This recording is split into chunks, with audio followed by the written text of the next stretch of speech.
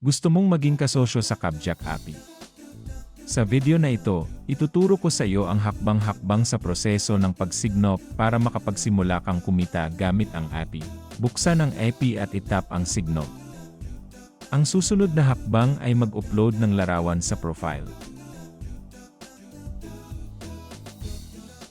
Pagkatapos ay ilagay ang iyong buong pangalan ng eksakto kung paano ito makikita sa iyong civil E.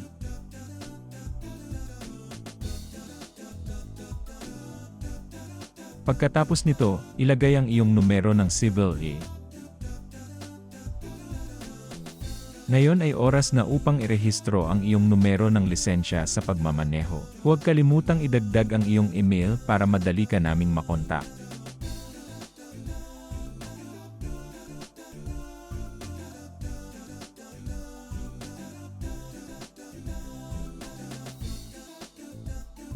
Pagkatapos ay ilagay ang iyong mobile number para makatanggap ng mga mensahe ng kumpirmasyon. Mula sa mga opsyon, piliin ang uri ng iyong sasakyan, ito man ay karaniwan, komportable, truck o nakakataas. Susunod, ilagay ang tatak ng iyong sasakyan. Pagkatapos ang modelo ng kotse. Ngayon, idagdag ang iyong numero ng plaka. Mag-upload ng malinaw na larawan ng iyong sasakyan kung saan makikita ang plate number.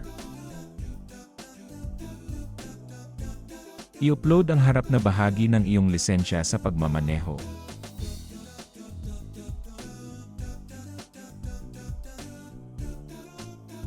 Pagkatapos, mag-upload ng kamakailang kopya ng pagpaparehistro ng iyong sasakyan.